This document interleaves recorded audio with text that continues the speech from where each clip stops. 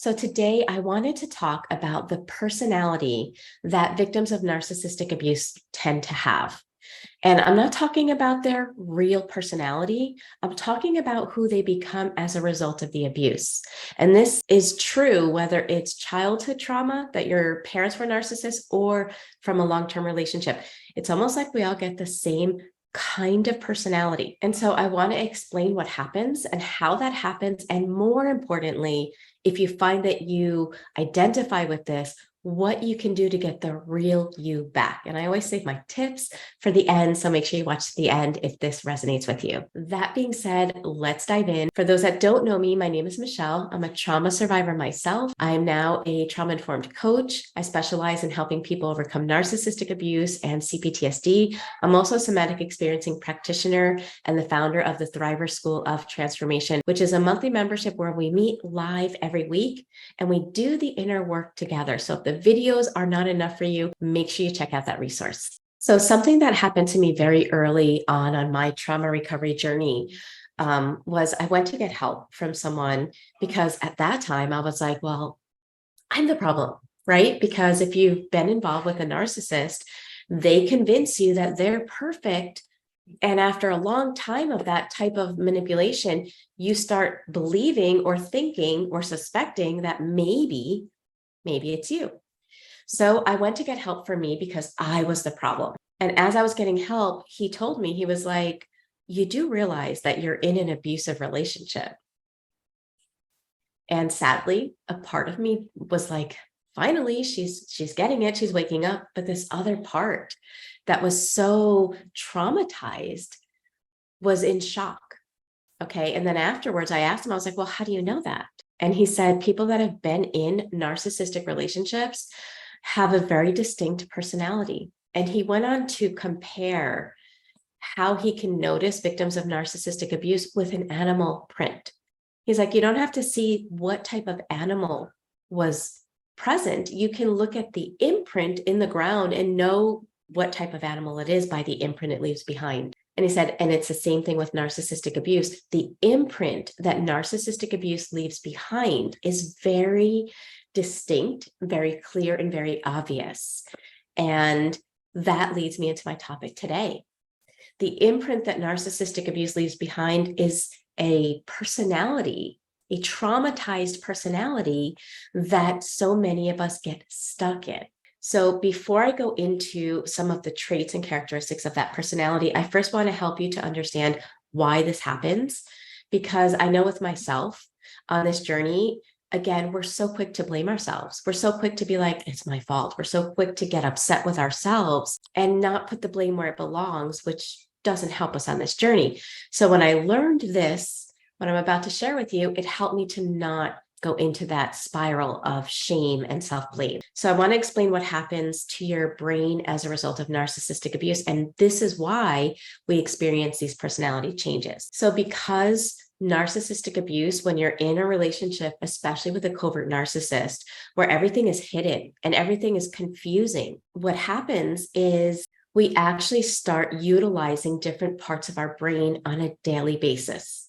For example, instead of living with our prefrontal cortex, our thinking center, our cognitive, executive functioning center, instead of that being in charge, which is how we're supposed to live, with that part of our brain in charge, we start using our midbrain 24/7. And the midbrain is designed to be an important part of brain functioning and an important part of our life, but it's really there for when it's needed. In other words, for life and death or life-threatening situations, the midbrain kicks on.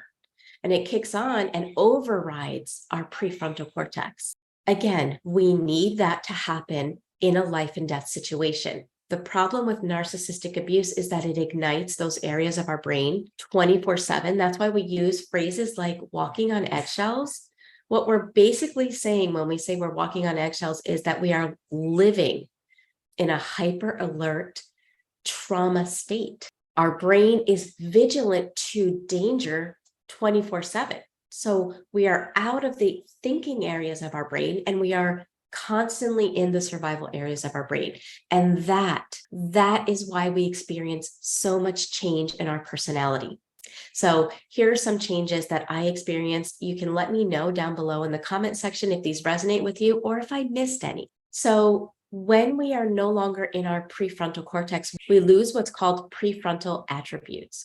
Our prefrontal cortex, when it's activated, when we're living in that area of the brain, we have access to the executive command center, which helps us to pause in life. It helps us to reflect. We reframe, we forgive, we find solutions, we have compassion, there's joy. We're able to see the big picture. We're able to make clear decisions. However, when we don't have access to those things and we're stuck in our midbrain, we wind up reliving stress-based stories and responses over and over again. Our emotional center is highly activated. Our fear response is overactivated. We don't feel safe in our body. We don't have clear thinking. We have a loss of memory. We get stuck in negative thought patterns. Our brain is struggling with rumination, with highly intrusive thoughts, with feeling like something bad is going to happen. So we aren't ourselves. Rather than being ourselves, we live in this constant state of fear. When this happens for a prolonged period of time, we can get stuck in the 5 main symptoms of complex PTSD. And they are self-abandonment, toxic shame, having a harsh inner critic, social anxiety, and emotional flashbacks. Those 5 main components and what they have us feeling and doing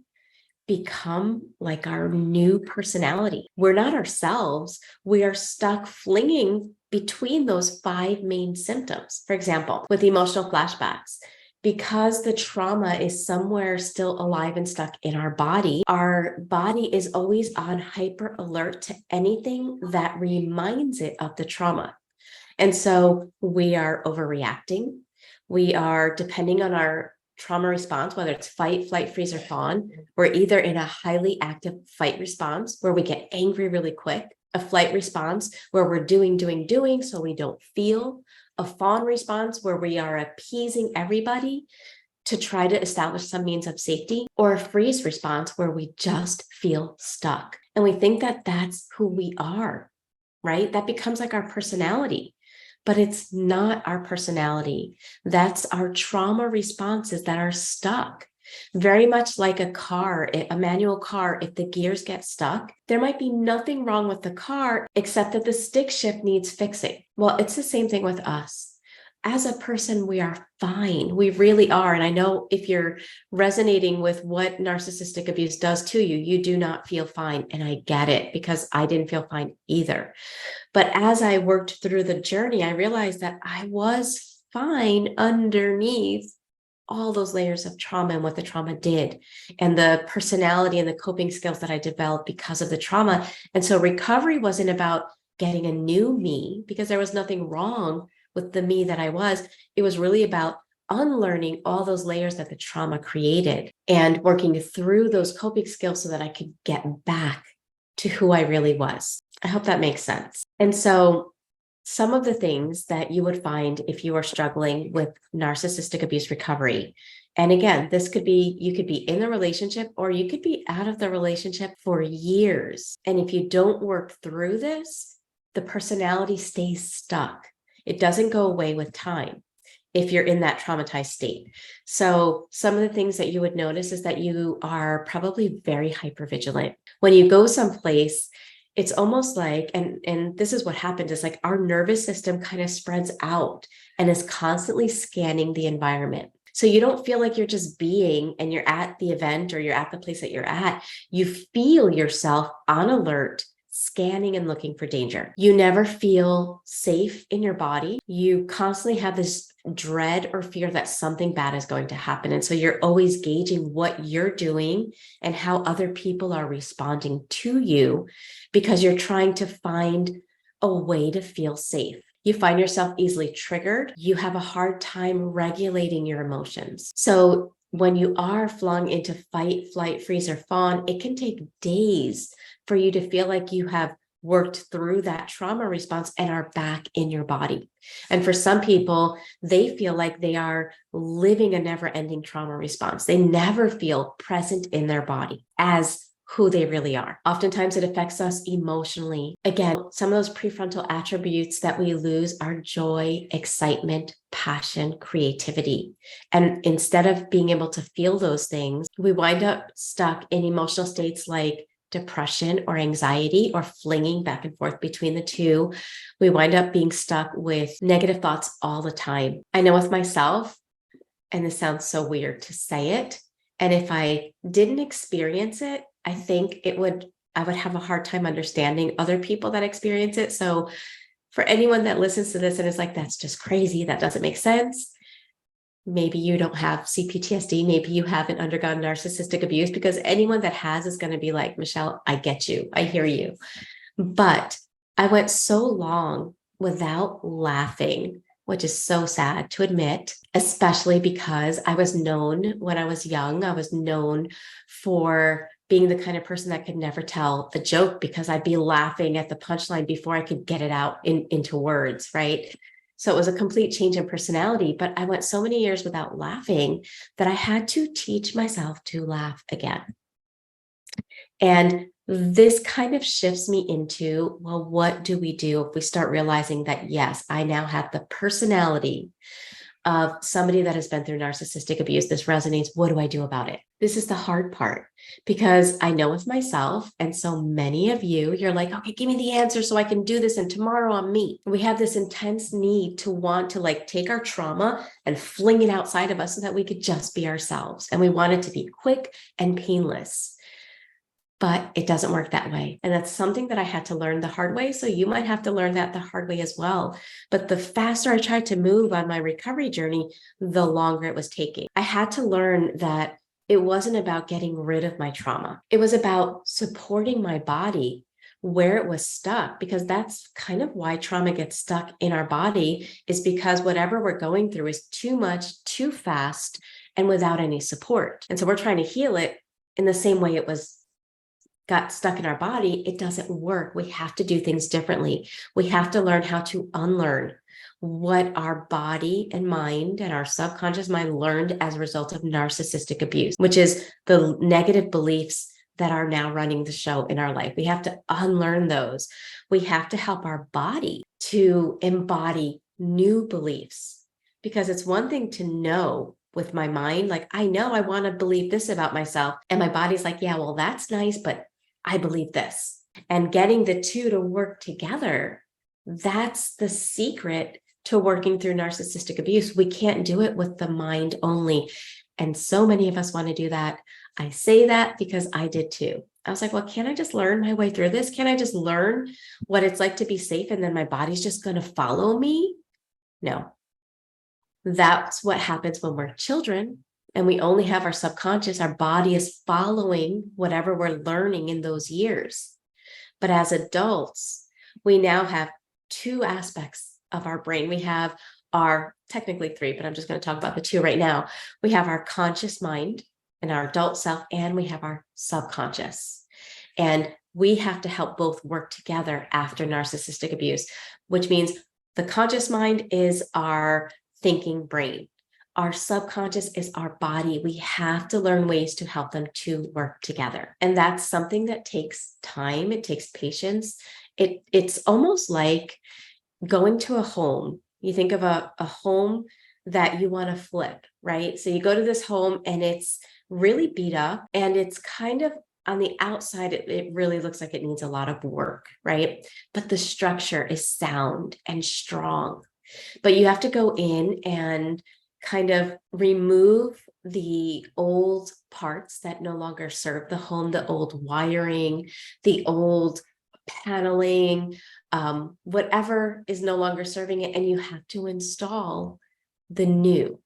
Well, internally, we have to do the same. We have to remove the faulty old wiring that's in our subconscious, and we have to install and learn and embody new subconscious beliefs. We have to help our survival brain to no longer be in charge of our life.